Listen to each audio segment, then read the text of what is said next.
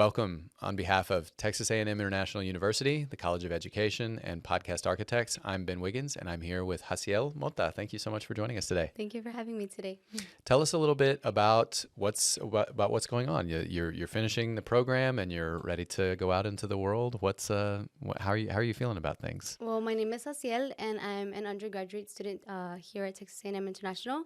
I'm majoring with a Bachelor of Arts in Spanish Education, and God willing, I graduate this Thursday, so 2 days from now.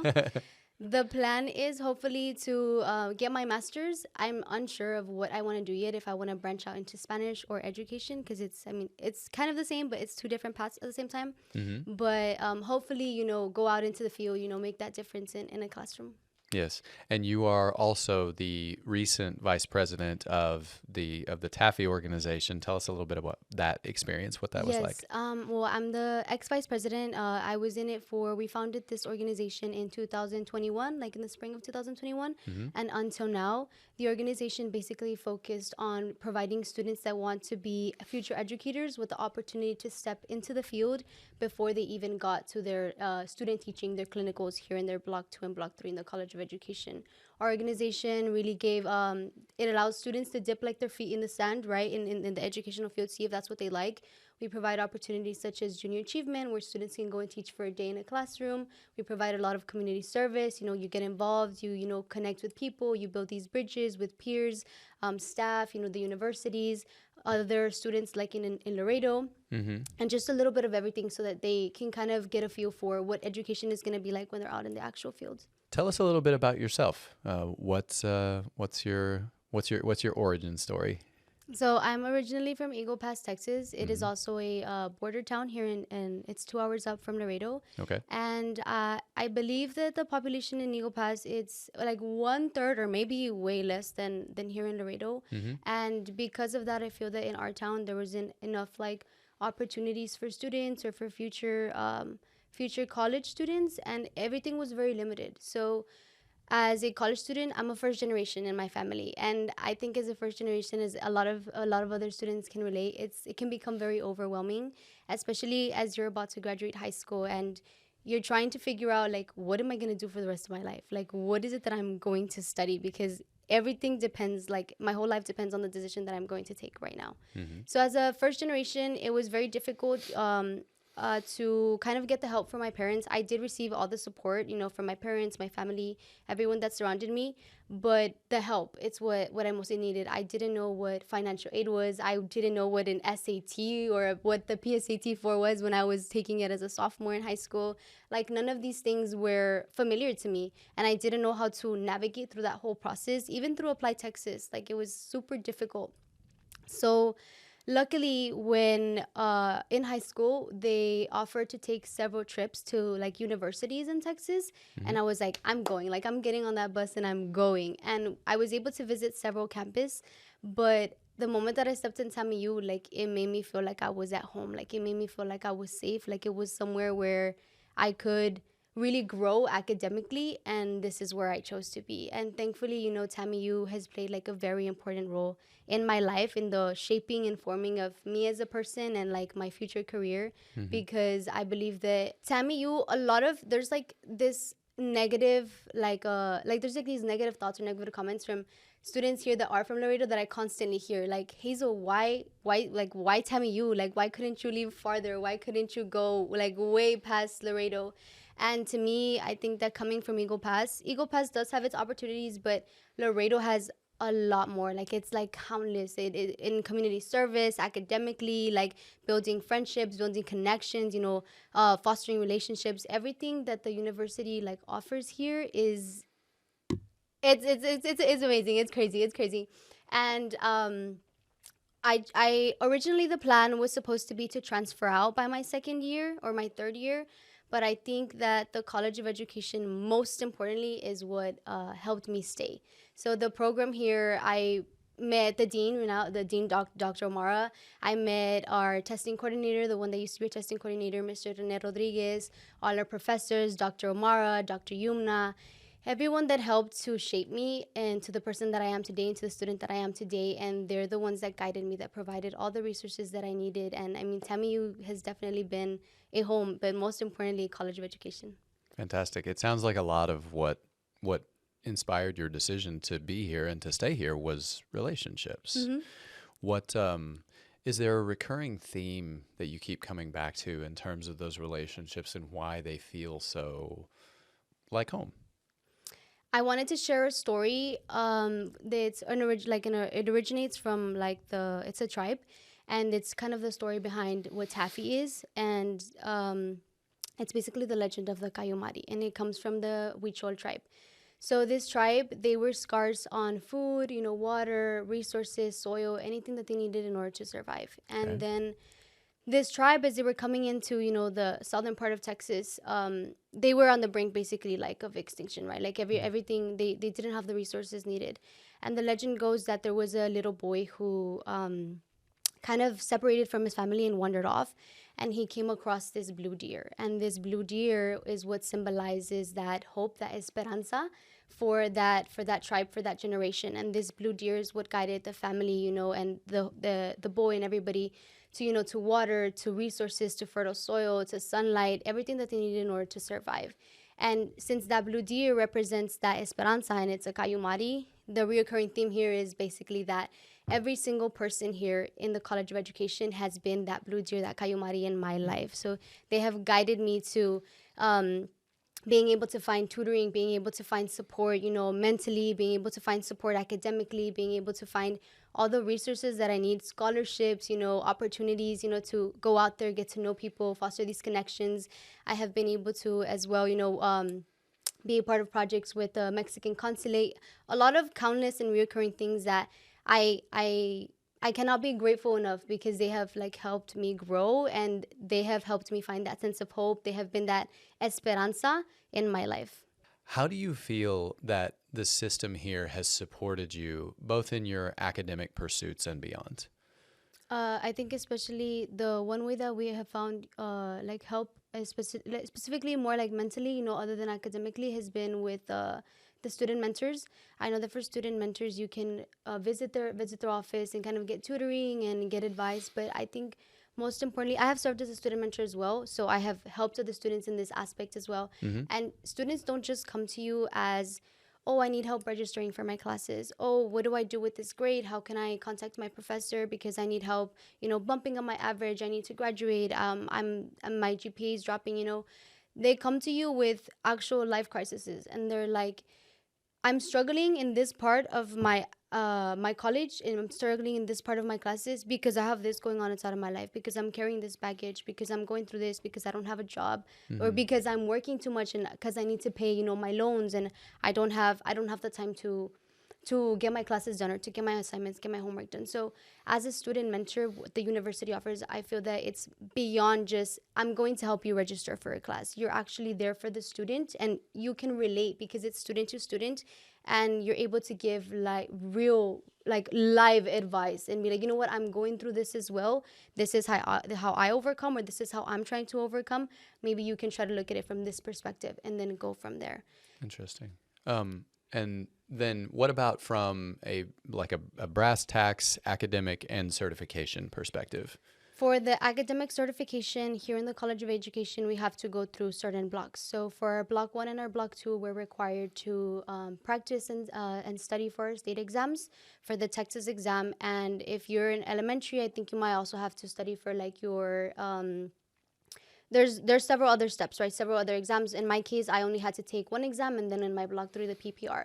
It's very difficult because everything is, maybe difficult is not the word, very challenging and very demanding, because you have to make sure you pass your exams on a specific date, and that you rep like practice exam on a specific date so that you can qualify for the actual state exam, which Okay. a lot of students in the university prefer to go the alternative route, and they say, I'm going to graduate non-cert, and whenever I graduate, I'd rather pay out of my pocket and be able to do the program outside. But if you look at it from a different perspective, the way that I have seen it as College of Education has helped me grow tremendously within this program, with the Educators Preparatory Program. Mm-hmm. What you do is you take these exams before you enter your block three. So in your block three is when you go and you do your student teaching, your clinical teaching, and it's an all semester long. Mm-hmm. In order to do this, you must pass your certification exam. With this, they do offer Saturday classes, they do offer tutoring, they offer practice, here at the testing center, and you can practice I believe it's once a month you take practice exams. And there a lot of students believe that like it's very demanding, but it's only preparing you for the real exam. It's only giving you all the resources needed in order to fully prepare you. And one thing that I really appreciate is when our previous testing coordinator was here, Mr. Rene Rodriguez. I think he's currently teaching at Alexander again now. um, Such a very helpful testing coordinator. I appreciate all of his help and everything that he has done for me, because I, as a student, as it's very demanding, and I wanted to give up several times. I wanted to say, you know what, let me just go not like graduate non-cert and go the alternative route. Okay. But it's that support from the professors here. It's that support from the testing coordinator that it's like, no, you can do it. I see that potential. I see how hard you're working for it. Like, let me help you get there. Even at that, if they see you, putting in all that effort, they could even like find vouchers for you to be able to get that exam, paid for with that voucher. So there's resources, and they really do relieve like all that stress off of your back, and they help you achieve everything that you want. Inclusive, Mr. Rene Rodriguez was able to. They have several boxes with note cards for specific certification exams, and you can check them out. You can check them out to study them, to better prepare. But they have everything that you need here in order to help you like really succeed like academically and pass those cert exams. What advice would you give to another student who's considering a variety of options and maybe considering TAMIU? I would definitely tell them that, well, not to be, first of all, not to, as a first generation student, not to be afraid, of that transition from high school to university, because it could be very overwhelming.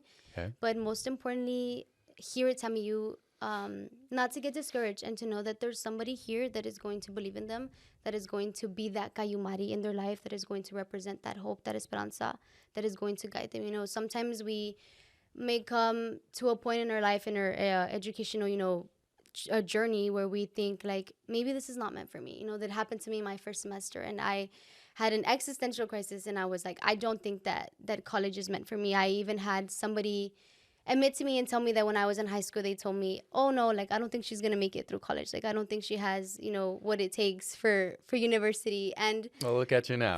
Right, 2 days away from graduation. And I'm very grateful that that because of people like that, you're able to really, you take it in, but not as in like, I'm gonna let it bring me down. That you can accomplish and you can achieve these things. So it doesn't matter what obstacle is in the way. It doesn't matter anything. Like, you can really achieve it, especially for as I mentioned again, first generation students. Sometimes a lot of us come from low economic household, low income families, and sometimes financially, like, it could be very stressful. And we can wonder, how is it that I'm going to pay this much tuition? What's going to happen with loans? What is like the interest rate? How does it work? It's very, very overwhelming. And it could be it could be discouraging to attend university, to pursue a degree, right? But it never let any obstacle in the way. Financial, I mean, there's scholarships, there's resources. You just have to come out of that, like, get out of your comfort zone and look for it. Really put yourself out there, foster those connections, so that you can get all the resources in order, to succeed academically. But definitely, as a first generation, or as, if your parents have already been in it, like, never, like, not to really be afraid, of university, not to be afraid of anything that's in your way, any obstacle, because we can definitely overcome anything. And I mean, higher education, it has an impact, and lasting impact in your life. I'm very glad that you were able to use those words that were not meant as encouragement and be able to turn that to a positive for yourself. Haziel, thank you so much for taking the time to speak with us. We really appreciate your insight, and I'm sure that generations of current and future students will appreciate it as well. Definitely. Thank you so much for having me. Absolutely. On behalf of Texas A&M International University, the College of Education, and Podcast Architects, I'm Ben Wiggins, and thank you for tuning in. We'll see you on the next one. Welcome. On behalf of Texas A&M International University, the College of Education, and Podcast Architects, I'm Ben Wiggins, and I'm joined by Haziel again and Mayela Mota. Thank you for the time this evening. Thank you. Thank you. And congratulations on your graduation. Thank you. It's wonderful. Thank you. We're now on the other side. Yes. We've crossed that bridge. Tell us, so Haziel, you told us a little bit about yourself this morning, but if you would just recapture a little bit, give us a brief taste of your backstory and why you chose the program that you did. So for education, I chose education because, well, kind of fun fact, I didn't want to be an educator at the beginning. It was always it was always something that was at the bottom of the list. It was always something like, I'm not going to be an educator because I don't have the patience, because kids, because of this, countless of reasons. Right. But I'm very strong in my faith, and God put that in my heart one day, that I was looking for that guidance and, asking, what am I going to do for the rest of my life? What is it that I'm going to pursue? Because, like we mentioned, it's like a very important decision. And God was able to put that in my heart, and he was able to guide me through that whole path. And I picked education to be, it was at the bottom of the list, and now it's at the top. It owns my heart, and it's, nobody can tell me otherwise, but it's definitely the most rewarding job and career. I'm so happy to hear that. Mayela, what was the moment where you were proudest of your daughter? ¿Cuál fue en el momento en que estabas más orgullosa de tu hija? Creo que desde siempre, porque desde que estaba en kindergarten, antes de que tuviera que ir al kinder, ella ya quería ir a la escuela. She says that she has been proud of me since forever ago, because she says that before I even started kindergarten, she said that I had that will, that drive to go to school already since I was a child. In what way, Haziel, did you feel most welcomed by the staff, faculty, administration at TAMIU? Most importantly, the program, the Educators Preparatory Program. It was always very opening, very it felt very much like home. You always had that safe space. You had someone that you can count on, someone that believed in you. Right. And I think the moment that I stepped into the College of Education, the moment that I stepped into the Dean, Dr. Morales' classroom, it was my first classroom on the first day of college. That's a heck of a way to start. And it was right there and then when I knew this is home. This is definitely where I'm meant to be. Okay, that's wonderful. And then what about moments of adversity? Were there any moments where you felt like you needed a support network, not just within your family and friends, but something within the program or within the institution, and you felt like you got what you needed? Yes, definitely. There was several moments in which, I felt that I was in that existential crisis, that am I going to make it? Am I not going to make it? And that big question of, am I really meant for this? But, having that support system, especially the dean, especially Mr. Rene Rodriguez and all the professors that truly believe in each, not only me, but in each one of their students right within the College of Education. It's that those questions and those doubts within yourself is when they basically just seize, like they stop, and you know that you have people behind you, rooting for you all the way. Oh, that's wonderful. What do you think are the ways that you saw your daughter grow the most during the course of this program? ¿Cuáles son las maneras en las que tú viste que tu hija creció en este programa? Pues creció, creo que en todas las áreas, se hizo más fuerte de lo que yo pensaba. She grew in all aspects of the program, in all areas, and she became stronger than what I thought she would be. Y a nivel académico también, porque pensaba que estudiar español era fácil. Y ya se dio cuenta que no, pero que sí se puede. And she says that at the academic level as well, because I believed that learning and teaching Spanish would be easy, Right. but I learned that it was definitely not easy. Yeah. Can definitely be challenging. In terms of support from a mental health perspective, and for other aspects of the network or the institution that maybe wouldn't be beyond just the classroom, what were the things that were most helpful for that? Most helpful for me was the TRIO program. It is run by the President, Miss Leticia Cruz. And we do have several advisors and several mentors. And I know that for one of them, she was able to help us throughout like the whole like time that I was here. And especially during our freshman year, we would have to join like a 30-minute session and kind of just talk about our classes, talk about our schedules. But whenever we had we needed like counseling sessions, like Miss Ana Manrique, that's her name. She was able to guide me through that whole process. She was able to be there for me, support me, kind of see where it is that I was struggling with, not academically, right, like mentally, right, in every single aspect of my life outside of school, and how it was that she could help me work and pull me together, because evidently, it's not, when you want to pull yourself together, it's almost impossible to do it on your own. You need that support That's system. so You true. need the people that are around you. So Ms. Manrique would definitely, listen, be an attentive listener, help me find solutions and allow me and help to pull me together, so that I could overcome any other obstacle and be that support system. What advice would you give to a student considering your program and considering TAMIU? Definitely to not be afraid to step out of their comfort zone, to not let any obstacle, define them or bury them there. You can always have room for improvement. You're going to be in somebody's life. You're going to water. You're like a tree, right? And if you are a fruitful tree, right, you're gonna have those little seeds and you're going to plant them. Same way for our students, we plant them, and then maybe you're not the one that's going to water them, but somebody else will water them. But it is the way someone did that for you, you can do that for somebody else. I love that. And then what advice would you give to a family or family member who has a student that's considering this, a program like this one?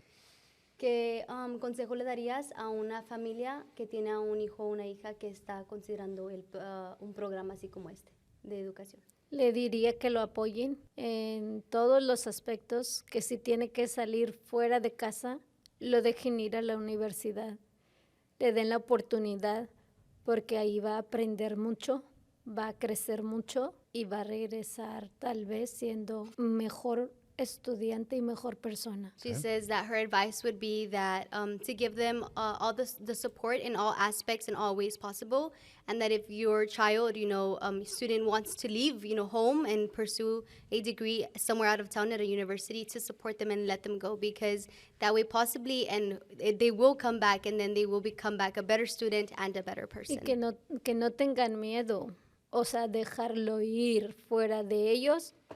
O sea, que no le corten las alas antes de ir. For the parents not to be afraid to let their child go far away, to pursue their degree, not to not cut their wings, to allow them to go and come back. Beautiful. Perfect. Thank you so much for the time, ladies. Appreciate both of you taking the time to join us. On behalf of Texas A&M International University, the College of Education, and Podcast Architects, I'm Ben Wiggins, saying thank you to the Mota family. We appreciate you both. Thank you. Thank you. Produced by Podcast Architects.